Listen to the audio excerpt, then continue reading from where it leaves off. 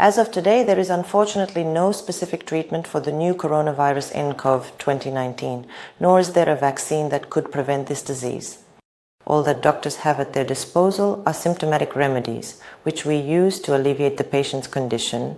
That is, if there is a high fever, we use antipyretic agents. For cough, accordingly, we can use remedies that ease coughing. In cases of severe intoxication, detoxification therapy is used. And patients who require mechanical ventilation are accordingly in the intensive care unit on a ventilator. People often ask how they can protect themselves and how this disease can be prevented.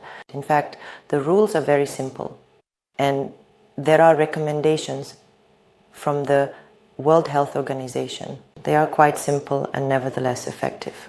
These include frequent hand washing with soap or the use of disinfectants.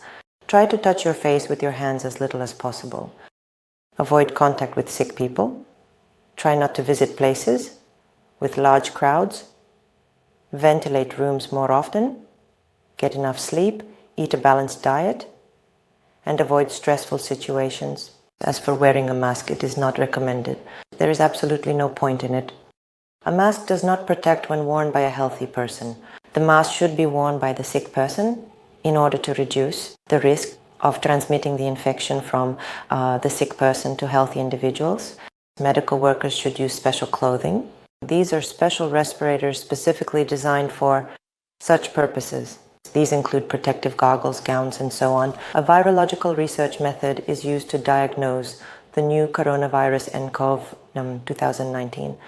As material, blood may be used, or material from the upper or lower respiratory tract. If we are talking about the upper respiratory tract, this means a nasopharyngeal swab. If we are talking about the lower respiratory tract, this could be an aspirate sputum or material obtained after bronchial lavage.